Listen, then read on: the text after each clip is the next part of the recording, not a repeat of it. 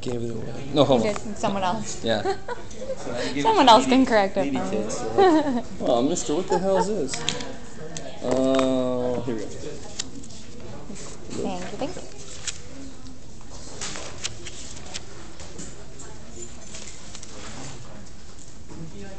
You get your quiz back? Okay. All right, guys, so here's what we'll talk about first. We'll talk first about what can be on your formula sheet. It's always a good thing to know. And you could certainly bring old formula sheets. You've got to turn them all in at once. So if you got some old formula sheets you want to bring in, that's great. Or you just keep adding new formulas onto the same sheet. I love it. So you can bring in freaking reams as long as it's the pre-approved only formulas on those formula sheets. Cool. How am I use this?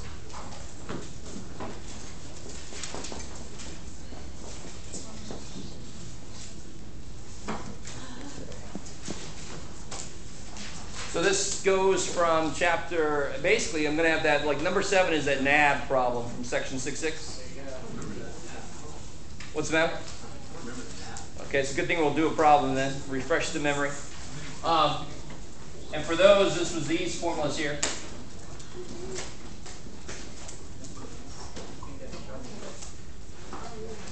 And remember, it was all about, do I go up or down by a half so I can catch the whole bar that represents that number? So we'll do those. We'll do a problem like that, the practice test problem. So that's going to feed into that. Then you've got chapter 7. And you basically got those 5 main formulas. There's 3 that deal with confidence intervals directly. And then there's the 2 that work with how large a sample you'll need to be so close at such confidence, right? So you got these guys here. You've got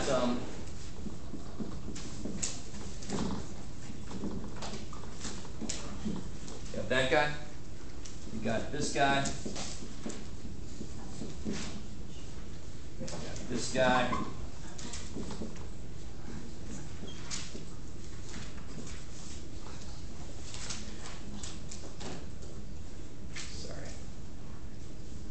Think about that stupid joke. Who's got 2 thumbs on like statistics?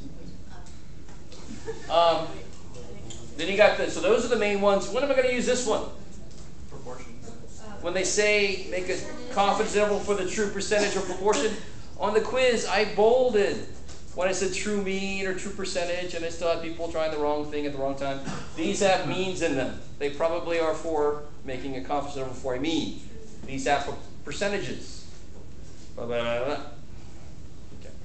When I ask you how large of a sample you'll need, you want a formula that is solved for n.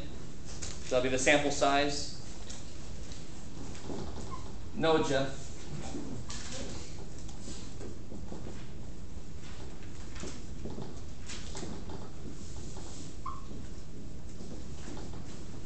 This is a Q there. And I would kind of put it just like that. These 2 go with this. This one goes with that one. Right, this is for when they ask about means. How big of a sample do I have to take to be within 0.1 millimeters of the true mean length? And this is when they talk about percentages. The big giveaway is it's got percentages in the equation. Right? Cool. So that's chapter 7. Chapter 8 really doesn't have truly new formulas, but it's got of course, we all know and love chapter 8, but it's got. Are you going to bug me?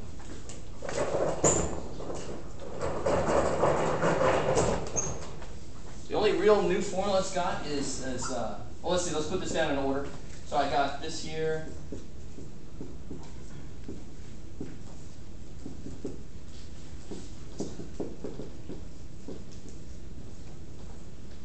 I noticed some of you guys like to put this whole thing here. I love it. Just don't divide it twice, right? Once you divide the standard deviation by square root of n, you don't have to do it again. So be careful about that. Is that cool? That's old news, right? Let me see what else we got. The only new formula in chapter 8 is this one, and it just uses stuff that we knew from before. And that'll only be that. It'll be proportional. Yeah, they say test the claim that more than 20% of people blah blah. It's a claim about a percentage. You would want to use this guy. So if you can't find a sample mean or there's no standard deviation given at all, there's a good chance it's this. Don't force it into that. Yeah.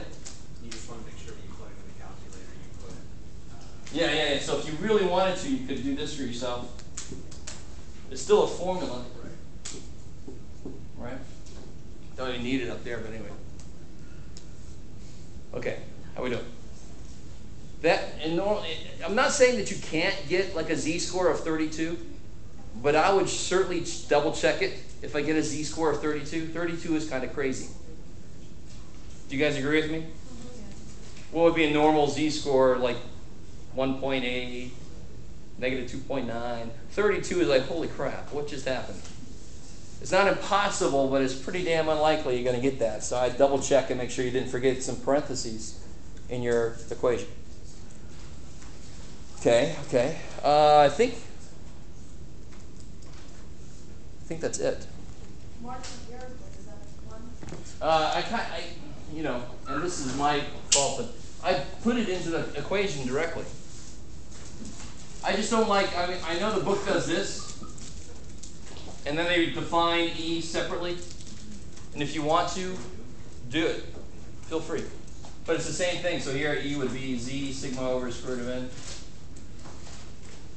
I just like to put the whole damn thing together. But you can do it either way. All right. And some of you guys are fast and furious writing that down. You only need that if you don't like this. Anybody come up, any other formulas you think should go down there? What about like the Z star? That's really what this is. Oh, okay. So you can put a little star there if you want to. That's fine. But it's just the z-score formula. For that problem, I just call it a z star just to make it different from like the critical z. There's a couple z's running around there. I want to figure out a way to keep them separate. Yeah? So Z star is me minus X bar minus me. And this is z star too anyway. They're both your z-score, right? Yeah. So my data minus the one from the claim divided by the new standard deviation. Cool. So what do you, anything else? Any other suggestions about? Okay, I think that pretty much covers it right there. So for the rest of the day, we can certainly. I want to do number 7. Let's actually do number 7 first, since that's a universal thing. I don't have that on the answer key, so we'll do number 7 together from the practice test. And then we'll go from there. We'll take specific questions. We can do several hypothesis tests. Whatever you guys want to do, I'll do it.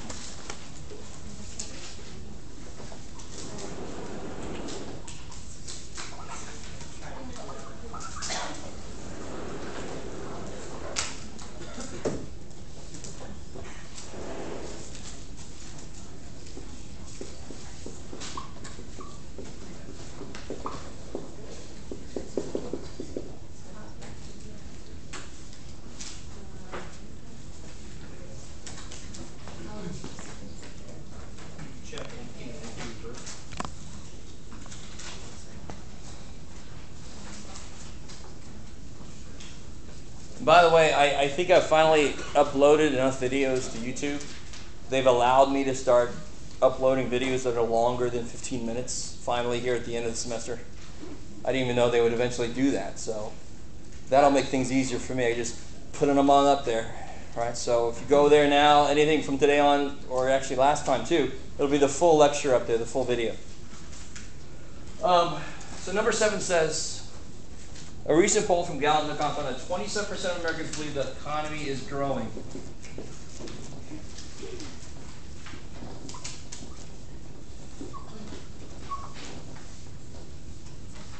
If we survey 512 Americans, MERS, use the nav to find that probability that at least 142. How do you write at least 142?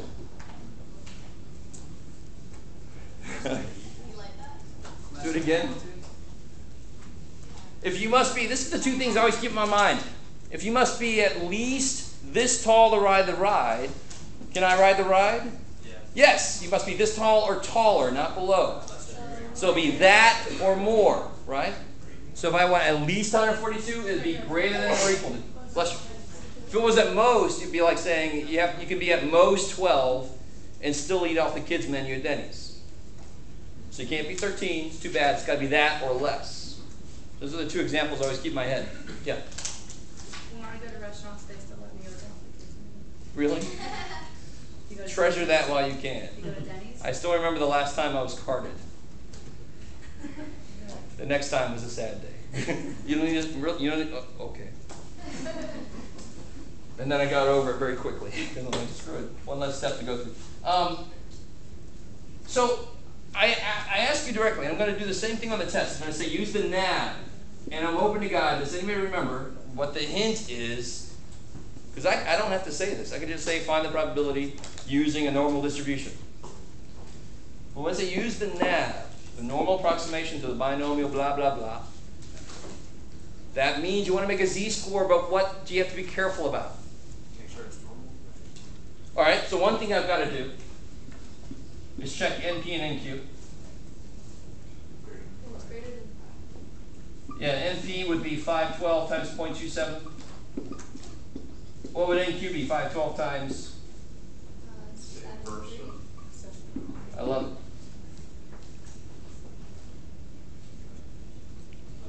It's like 120 or something. What's NP? We're going to need that anyway later. So what's NP? Exactly.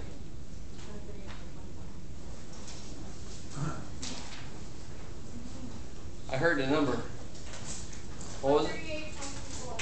138.24? Yeah. All right, so NQ would be 373.76? Boy.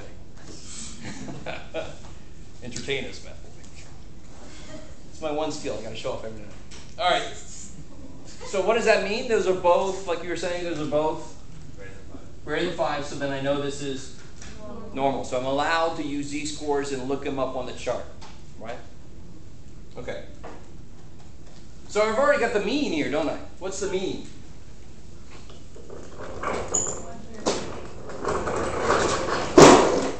Yeah, the mean is this guy. What's the standard deviation? What's that formula? That's up there. Square root of NPQ.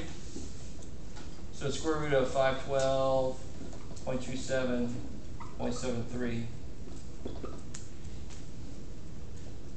90, was it 9 point something or 10 point something? 9 point? 10 point something? 405. 10 point? 05. 10.05? 10.0456. So. I love it. 10.046.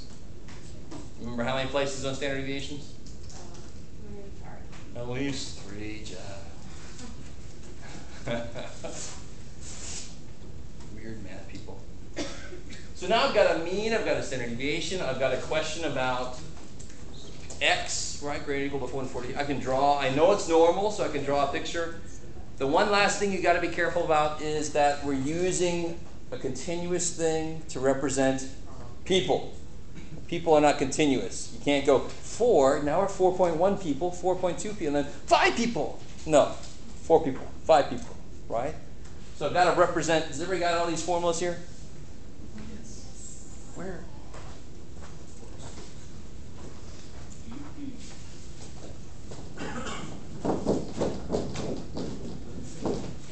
So here's my picture. What goes right in the middle?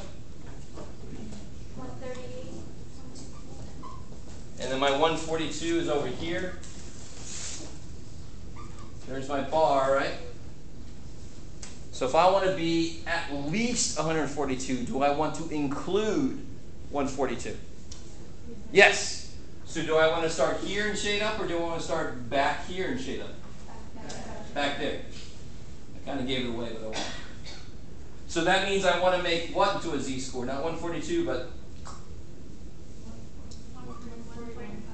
beautiful, right? Then you make that a z-score, you look it up, you do 1 minus it, all the old stuff to it. Once you do the tweak, for central limit theorem, it's changed the standard deviation. For NAB, it's changed the actual number itself. We're going to pretend that people are continuous. We're going to pretend that we can have 141.5 people. So that makes more sense to pretend like it's continuous. That's what this does. It makes the approximation better. So now I can make that into a z-score. So my score minus the average, good. Divided by the standard deviation.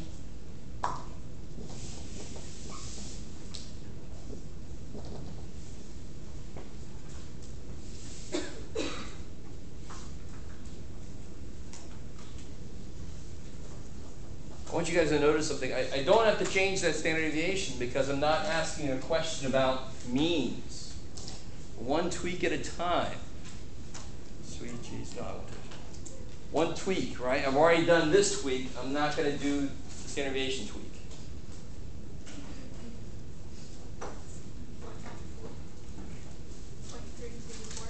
.32.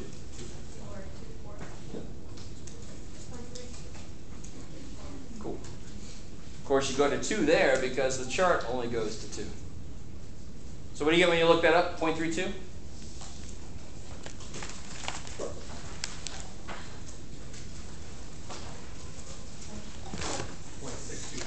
I like it.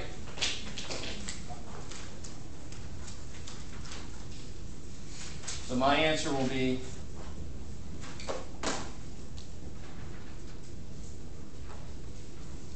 3745.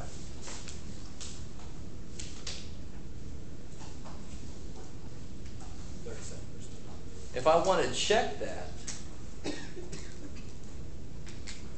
you see who remembers this. I can do 1 minus binomial CDF. Remember, C for cumulative. So I want to do 1 minus because it can go from 0 up to 141. Right? From 0 up to 141, I can find that area and then 1 minus that and compare it to what I got. This I got from doing the normal distribution. This is what the calculator is going to use the binomial distribution to do. The calculator is a lot better than me at these ugly-ass numbers. I'm curious if it can handle this. If I could spell, that'd be good. So what does this be? The N was 512. I'm afraid the calculator probably can't handle this. The P was 0.27. And I want to go up to 141.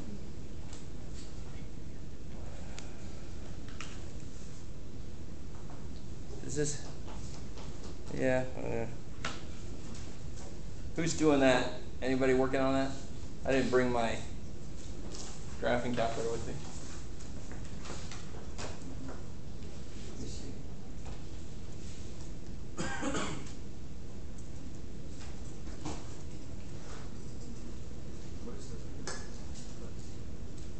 Cool. I get 3702 in the calculator. Yeah. How do you get to that? It's under, you got to do second. And then vars, yeah, to get up to distributions. And if you scroll down, you'll see binomial CDF. You got to scroll off that first screen. It's on the calculator Bible. Is it necessary for you to know how to do that? No. But if you know how to do that, can you check your answer before you turn the damn test in? Yes. So it's up to you. You can know it or not. I don't care. Yeah. Did that 141.5 come from the probability that you have over there? Where did that come 142. So it could either be 141.5 or 142.5. Those are the two options I have for the z-score when I'm doing the NAB. The NAB has got to be offset by a half. Because the NAB looks at 142 as a box that goes from this side to that side. So I've got to use one of the two sides. Why do we choose this side? Because I want to include, I want to shade that box. I want to include 142, right?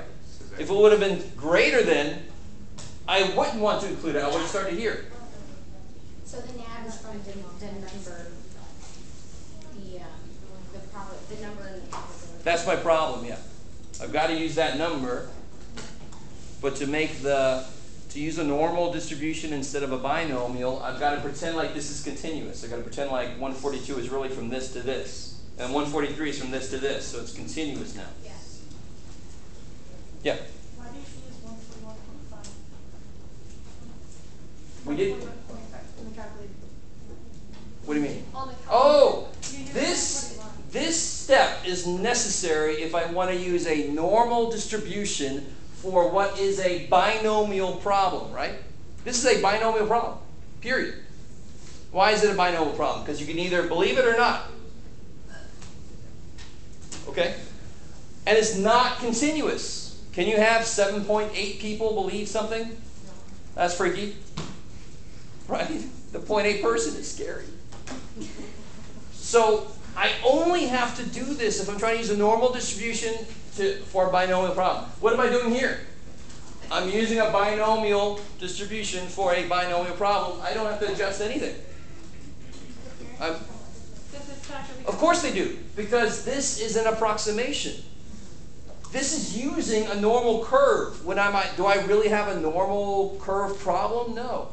So it's an approximation. It's in the name. NAB means normal approximation to the binomial blah, blah, blah. So both those answers be correct? If I ask for normal, if I ask for the NAB, I better see that answer. You can check yourself. And how do you check yourself? I mean, that's not the same answer, I know, but it's close. Which tells me if I get 0.58 here and I trust what I did here, then I screwed up. Even if I get like 40%, that's still getting kind of far away. Maybe you just made your z-score wrong or something. Maybe you're close. It should be, I guess, at most maybe 2 percentage points away, at the most. Okay. The final binomial from the calculator is 0.3702. It should be an answer. What is the difference from 0.3745? Well, 3745 is approximation. Oh, okay. 3702 is exactly right. I need to have like an immediate replay. Let's go back to the... Well, yeah, that's because this number is the true number. This is actually the real answer. But all the work is hidden in the calculator. This is the answer we got where we can see the work. It's an approximation, but it's still a decent approximation. Right? They both round to 37%, right? That's pretty damn good. If I didn't do this, if I just put a 142 there, I'd be way off. Okay. And in fact, I think we would have gotten 0.27 here, or actually 0.37. And that, if you look it up in the chart, it's going to be nowhere near this. All right. So that's that. You're going to want to look those up in your notes. We've definitely done a few NABs in class. Yeah? Do you have any more practice schedules? I know you already asked that. Yes, I do.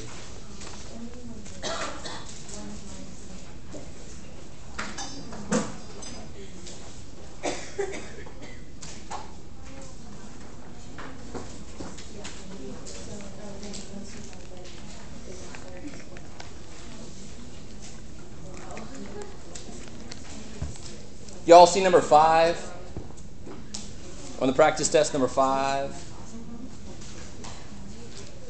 Do you see how, if you read through that real quick, notice the bold extra credit at the end? What chapter do you think this is from then? Chapter 5. 9, the one that I made extra credit, right? All that chapter 9 does, if you look at the last one, a homework sheet I gave you, you'll see that, it's in blue. All that chapter 9 does is it says, what's more true to life? I go out and I normally don't have a mean. I don't. I've got, like, if I want to test 2 drugs, I test the old drug with some people and I test the new drug with some people, right? Do I have a population average time to relief if it's like a headache medicine? I see the average time for these 80 people. I see the average time for these 120 people. I've got 2 samples then, don't I? I don't have any mu or anything like that. So all chapter 9 does, and again, you don't have to do chapter 9 unless you really want some extra credit.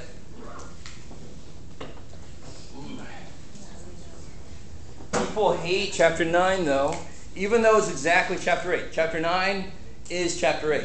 They're the same. Here's a chapter 8 equation. Right? How many standard deviations do you see in there? In fact, let's do it for a sample here. I see one standard deviation. I see one mean, because they only have one sample, right? Here's a population mean. You guys kind of with me? If I take 2 samples, I need more room, don't I? I need to put both samples in there now. So for chapter 9, the formula will look like this. I have one sample. That could be like the average grade for the women on a test. Maybe I want to test which one's higher, the men or the women, who scores higher on a test. So here's the average grade for women minus the average grade for men. And on the bottom, you'll get something that looks like this. The standard deviation for men and the standard deviation for women.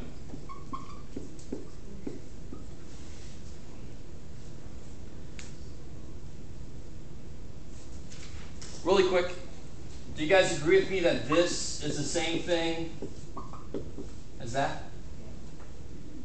What's the square root of s squared? S. So they're the same thing, aren't they? So do you see how this one spot now has 2 things in it? This one spot, now, and in fact this whole thing now has 2 things in it. The stuff from the first group, the stuff from the second group. It's really the same stupid formula, just with more room for more stuff. So people take a look at this formula and they go, holy shit, it's this big ass formula. Right? And this is where you really have problems with being careful about putting your parentheses in there and stuff, right? Because you got a lot of stuff going on. But it's the same stupid formula. It's the same exact formula, just with 2 stuff in there, 2 pieces of information in there for each group. So that's chapter 9. All the steps are the same. Just when you get to step 4, you're going to use that to figure out your z star. Step 3 is going to be the same. Step 2 is going to be the same. Step 1 is going to be written a little bit differently, but if you want to, you can certainly do chapter 9 for extra credit. So I've still got to post my online people. I don't think I got to post that and 8. That would be good. Yeah. Yeah, but if you do it, you want to turn it in later, that's fine too. You'll still get extra credit for it, right? Extra credit basically. So it doesn't count points like for turning in not on Wednesday, like doing more minus 1. Well, the thing with the Wednesday is I'm probably going to have a problem on the test related to chapter 9 stuff. That's a bonus, right? And if you do it by then, you'll have a better chance of doing that correctly. So then you have a better chance of getting extra credit for that. Okay, so what do you guys want to focus on now that I've got all that stuff out of the way?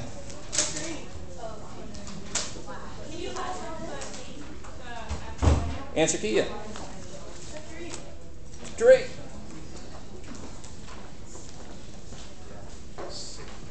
Make sure you have a front and a back on this. So, like, the main thing you really have to be careful about on the hypothesis test is whether or not we know the population's Theorem deviation. If you don't know the population deviation, you have to That's definitely one of the big things. and it's greater than 30. And it's greater than 30. Got to be normal, yeah. Either it says it's normal or the sample size is bigger than normal.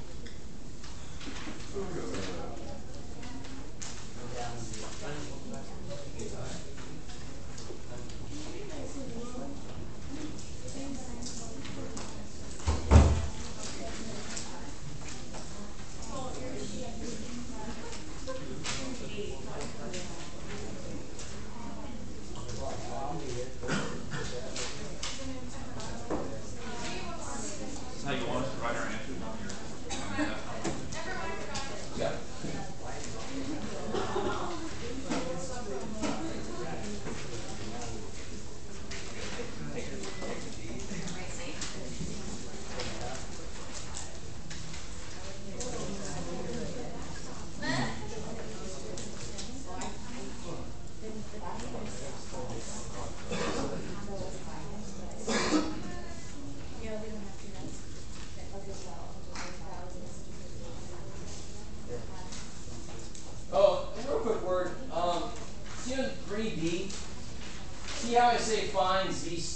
and it's really a t-score problem, so what?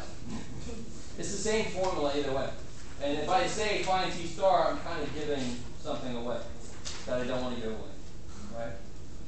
So it's the same formula, still x minus the mean divided by standard deviation either way. So like Yeah, t star, yeah. on the exam, are you gonna have like all the steps laid out for us like this? Yeah. Normally what I do is I'll have one hypothesis test where it's laid out. And then later, like I do here, I say use the steps. I don't lay them out again. You just have to go back and make sure you get them all. Thanks. Anytime, dude. Yeah. Can you get homework questions? Yeah. Okay,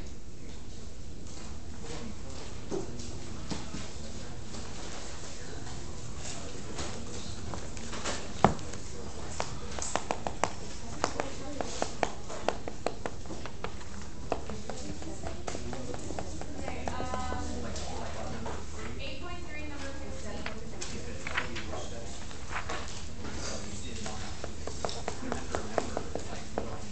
Okay. You're gonna say like the t is equal to what?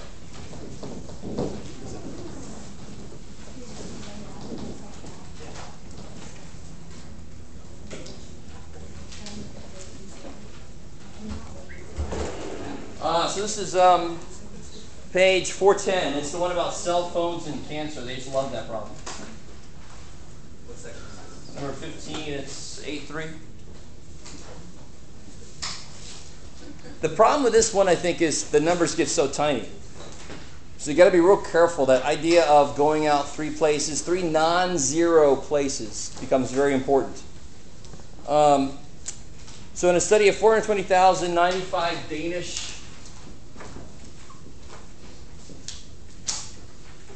cell phone users, 135 developed cancer of the brain.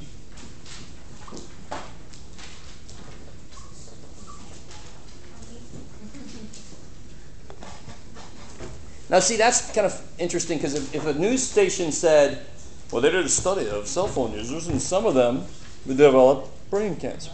You know, it's the same percentage that would have developed brain cancer no matter what the hell else they did, right?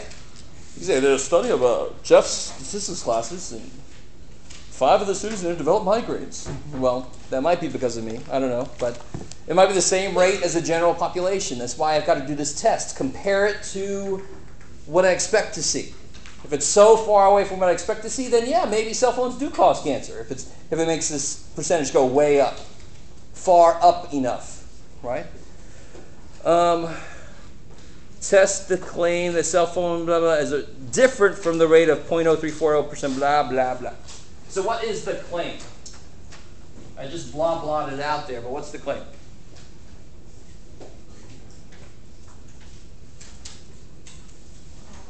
That the percentage is not equal to 3.4. Be careful now. I know you're being hopeful. It's not equal to 0.00034.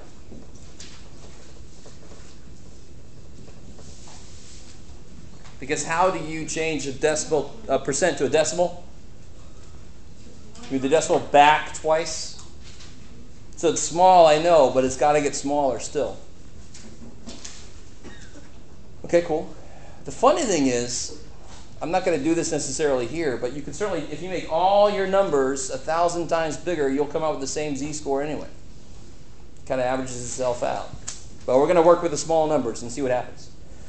Which one is that going to be then, the ho or the high? Why the high?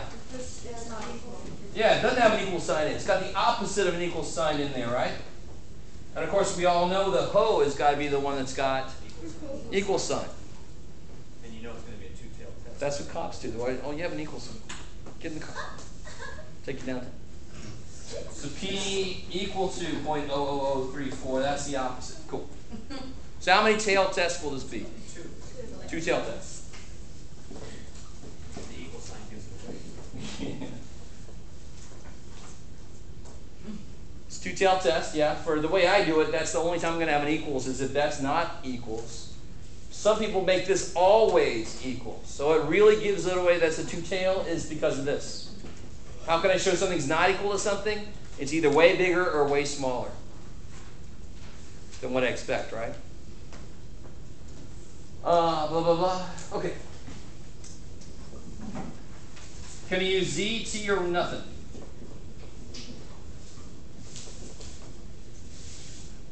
Use a T. What do you have to check? We just checked it earlier for a different problem.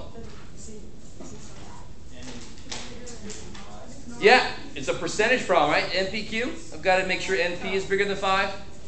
NQ is bigger than 5. So what's NP? It'll be N is 420,095. What's P? I love it. 00034. And whatever the hell that is. 142.8. Sounds about right. 142.8. Blah, blah, blah. So that's greater than 5. And then Q is definitely going to be greater than 5, right? What's Q going to be in this case? What's Q? Good. 999. 66. Yeah.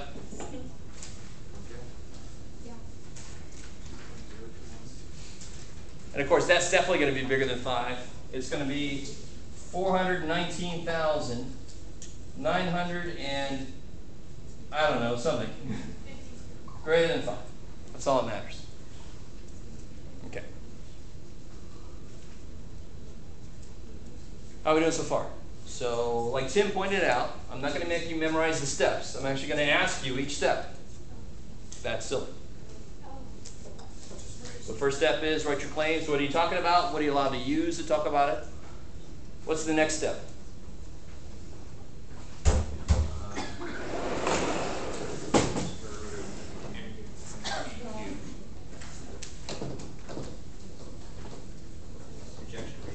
Yeah, rejection region. What's going to show evidence, right? Here's what I want to show. Here's what I can use to try to show it. What do I have to show it?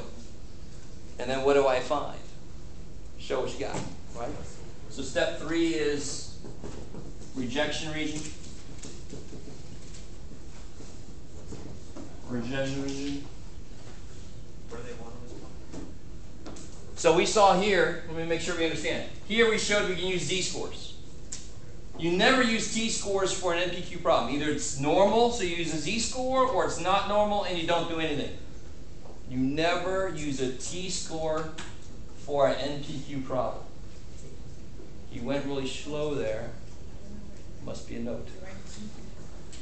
What do I have to know for this? What do they tell me that I need for step 3? Level of significance, which is? It's a two-tailed test, right?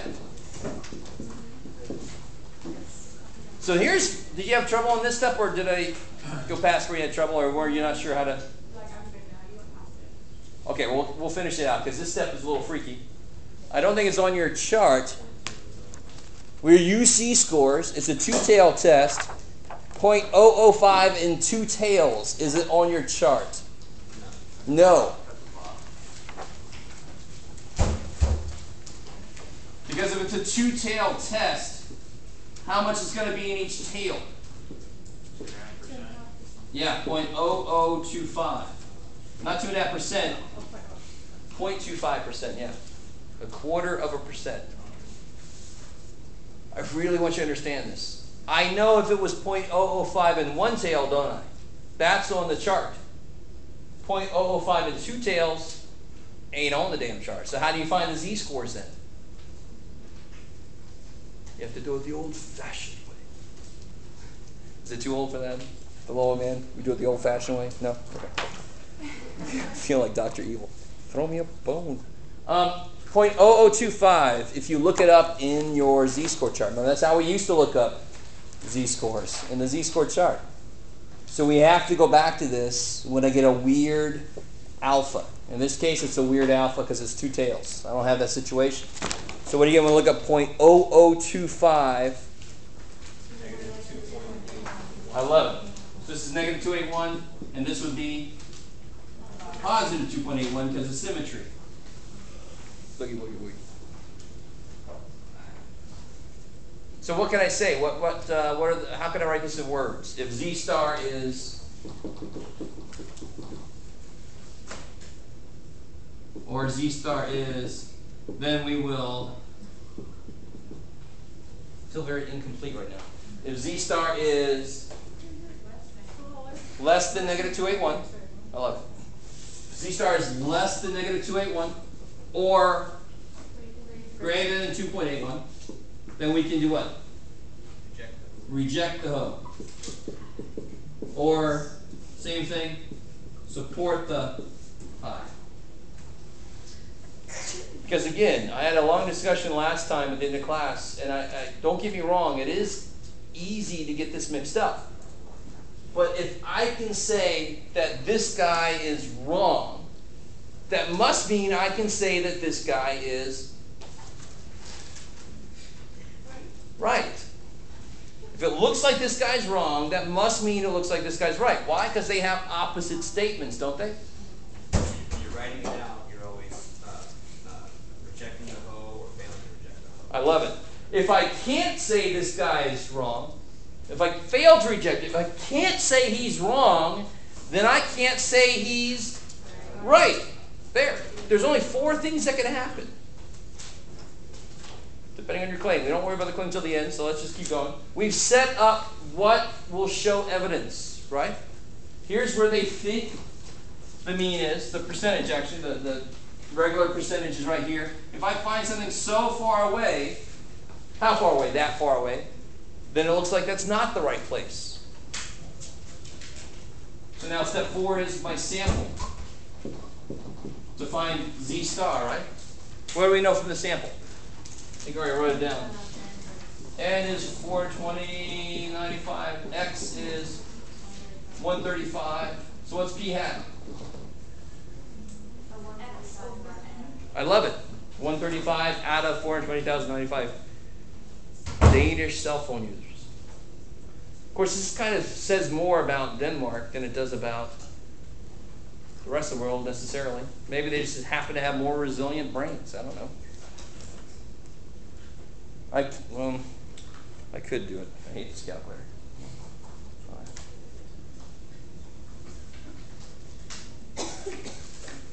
All right, so what do you guys get here?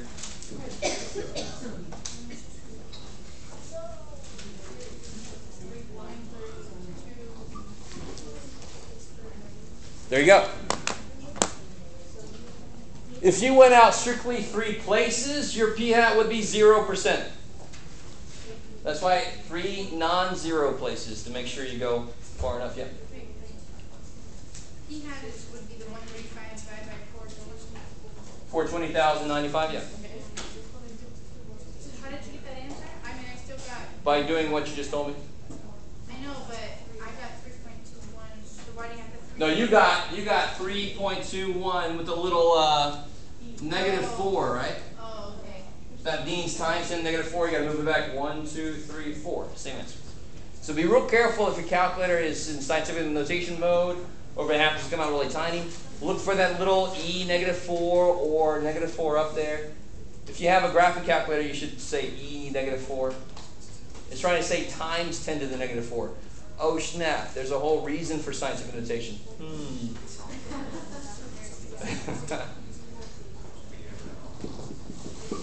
So now I've got everything I need, right? My formula is P hat minus P. My percentage minus the percentage from the claim here, right? So my percentage was 0.00321 minus 0.0034. Square root. Now what's going to go in here? Get over the fact that they're small numbers. Who cares? What's going to go in there? The blah 321 or the blah 0.34? 3.4. I love it because it's PQ, not P hat, Q hat in the formula. If you look at your little formula sheet you wrote down, it's PQ in here, right? P hat is this thing. I don't want that in there. I want P. So the 0.00034, what's Q? Yeah, it's the one we got earlier, right? 99966. Sounds like a really freaky zip code, area code to live in. And then what was the number for 42095, right? So you can put it in all at once if you put it in like that. Top in parentheses, square root stuff in parentheses. Oh, I hate that calculator. Oh well, come here. No, I'm not going to use it. What do you want? Did you get it?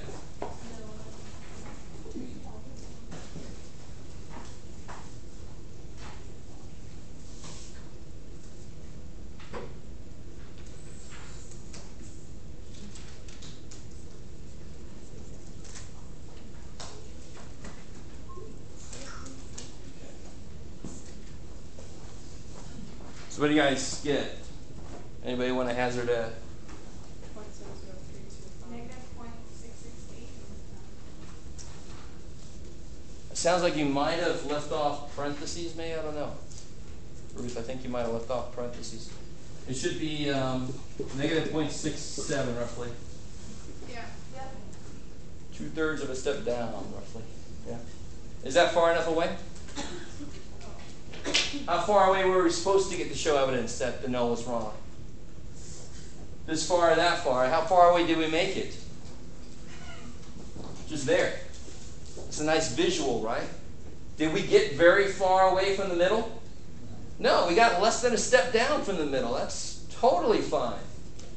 Fail to reject. I love it. We failed to reject the null. Why? Because we didn't get far enough away. We did not get far enough away to say that that was in the wrong place. We got close, so they're like, that could be fine. Right? So we fail to reject the hook. So how do we write this conclusion? And man, let me tell you, I was talking about algebra students this morning about stamina, math stamina. They had a problem that was maybe 7 steps long, and they needed some encouragement to get through. Right? You guys definitely need a lot more of the same thing to make it through a problem like this. All this work, we're not done yet. I got to write my conclusion now, right? What was the claim? Which one, the ho or the high? The high was the claim, right? Not equal to?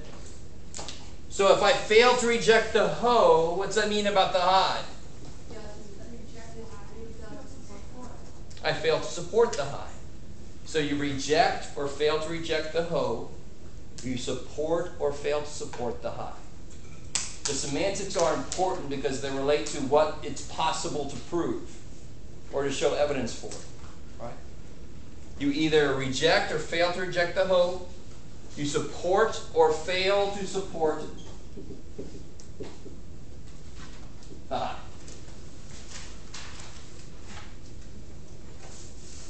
Cool.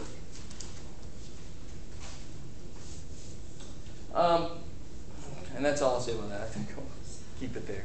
Right? Just remember, there's only 4 things, 4 little phrases. They kind of go together. So, I mean, you're not always going to write it in terms of what you're doing with the O at some point? No, you always write the conclusion in terms of the claim. Now, notice, that's the first time I've worried about what the claim is. Since the very beginning. We write what the claim is here. That gets me going. I do all this stuff, and then I don't worry about the claim until the very end. I'll go back and say the claim was the high. I better word it like this. So how are we going to say this? We have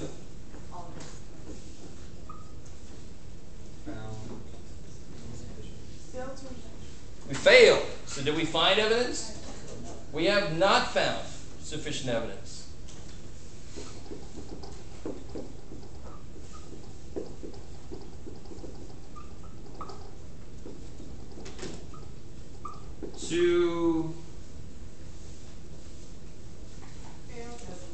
No, careful now.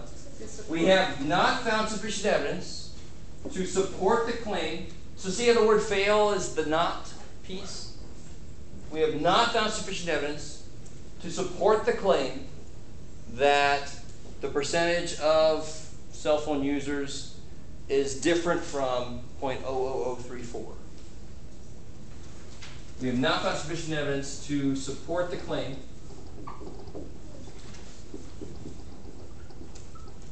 percentage of cell phone users developing, good Lord, brain cancer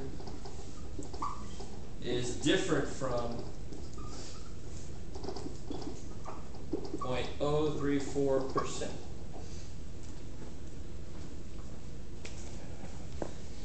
So I mean, could you write, we found sufficient evidence to support the claim that it is feasible? Definitely not. Because I don't care how many times you take a sample and it's exactly that. I don't care how many times you take a sample and it's exactly 0.034. None of that's proof that it is 0.034. The only way to prove it is to take the entire population. Well, if you do that, you're not doing a hypothesis test. You're doing a census, right? There's no hypothesis test. You're just looking at everybody, so it's not even statistics. You're just looking at everybody. There's no inference to make. The minute you take samples, you really can never say anything definite about anything. Because the sample could be different from one sample to the next. I could just happen to pick a bunch of people who already had brain cancer. And it just wasn't diagnosed, right? Maybe that will happen.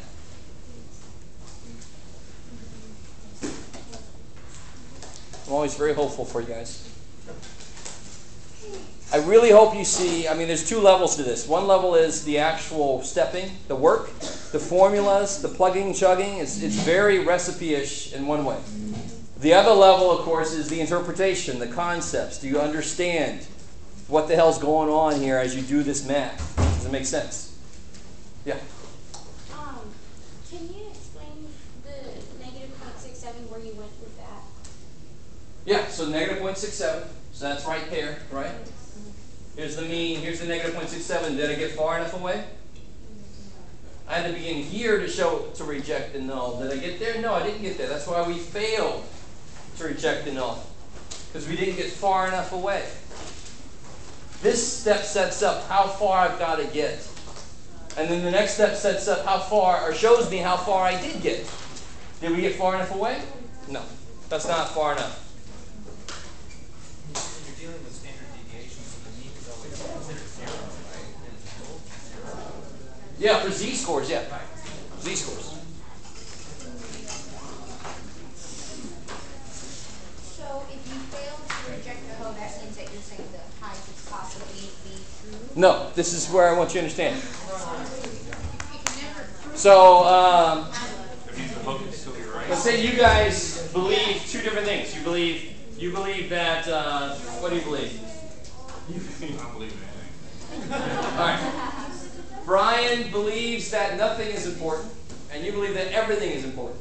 If I can't show evidence that Brian is wrong, then obviously I can't say that Autumn is right. If I could show Brian's wrong, then it seems that Autumn might be right. You see how it goes together? If I can say this guy's wrong, I can't say she's right. Let me see it again. If I can say you're wrong, I can say it looks like you're right. If I can't say you're wrong, then how can I possibly say you're right? I can't show evidence for that. Right? So if I fail everything. Right. If I succeed, I succeed everything. Yeah. And it's always, because the claim, the initial claim they give you could be either the whole or the Exactly. That's why I say you don't worry about it till the very end. Right. At the very end, you look at what you wrote here. What's the original claim? You can immediately, after you get the z-score, you can immediately write this little phrase. If my z-score would have been 2.9, I would have said reject the hoe, support the high. Then I would step back. For the next step, I say, okay, which was the claim? Let me use those words when I write the conclusion. So the initial claim in this case was the hoe instead of the high. Careful. Oh, if it was the hoe, I would have said we have not found sufficient evidence to reject the claim. Because I used that wording then. it was the high. In this case, the claim was the high. That's why we use this wording. That can be either way. Where's the fail part show up in the conclusion? The word not. That shows that we failed. So don't make it double negative. We have not found sufficient evidence to fail to no. That's like you said it twice then. Yeah. If I go all the way through and all my math is perfect and I word it wrong at the end, do I lose all the points? All points are gone. Of course. No, come on. Obviously, I think you're used to the fact that I give partial credit. That's this crucial step. Interpretation of statistics is more important sometimes than the statistics themselves. But in this class, we're more worried about nuts and bolts. You'll only lose points for that one step. Of course, that one step is worth 98.9. All right, guys.